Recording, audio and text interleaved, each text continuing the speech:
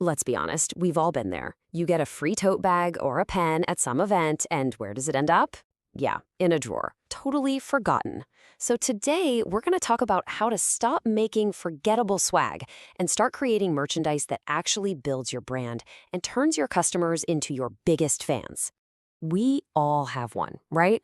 That drawer or box filled with cheap pens, t-shirts that don't fit, and random stress balls. The Digipalms framework has a name for this, the swag graveyard. And it's not just clutter. It's a huge missed opportunity. It's the final resting place for what's basically just throwaway marketing. And this right here is where we need to totally flip the script.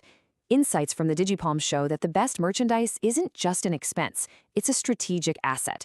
It becomes a real part of your customer's life, and it's out there working for your brand 24/7. It creates this physical connection that, let's face it, a digital ad just can't touch. So why does this keep happening? Well, most merchandise fails because businesses are coming at it from completely the wrong angle. They're focused on what's cheap and easy. They just slap a logo on it and kind of cross their fingers. The Digipalms approach is really clear on this. This isn't a product problem, it's a thinking problem. Okay, so let's dig into the powerful shift the Digipalms framework reveals. This is about moving away from thinking of merch as just another cost on a spreadsheet and seeing it for what it can be, a profit center.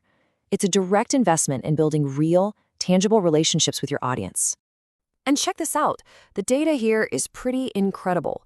According to So the Digipalms, a whopping 85% of people remember an advertiser that gave them merchandise.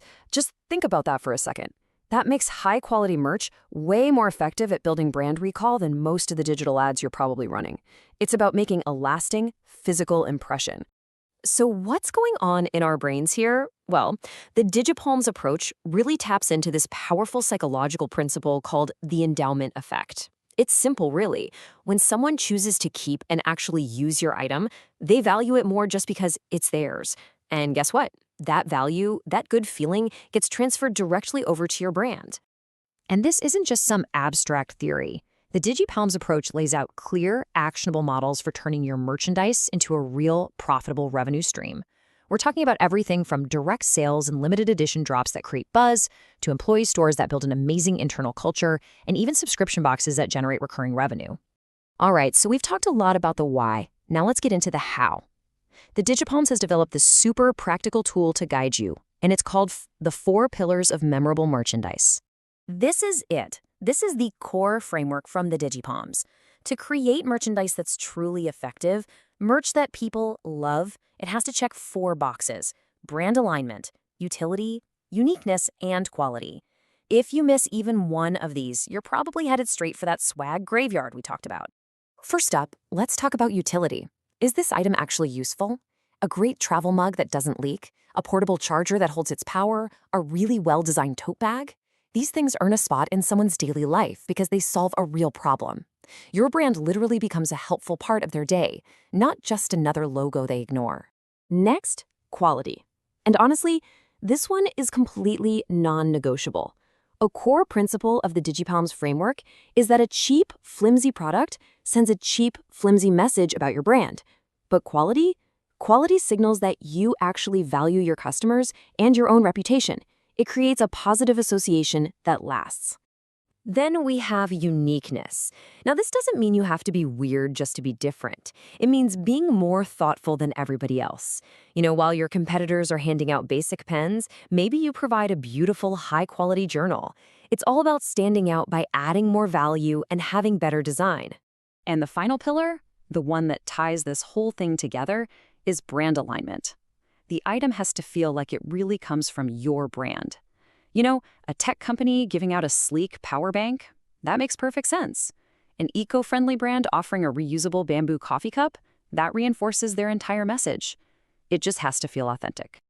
So you've got the 4 pillars in mind. How do you actually put this into practice? Well, the crucial point that the Digipalms always emphasizes is where you start the process. It's not about finding a product and then sticking your logo on it. No, it's about starting with who you are as a brand, your brand DNA. This slide just lays it out perfectly, right? The old way is basically a shot in the dark. It's a gamble. But the Digipalms way is a strategy.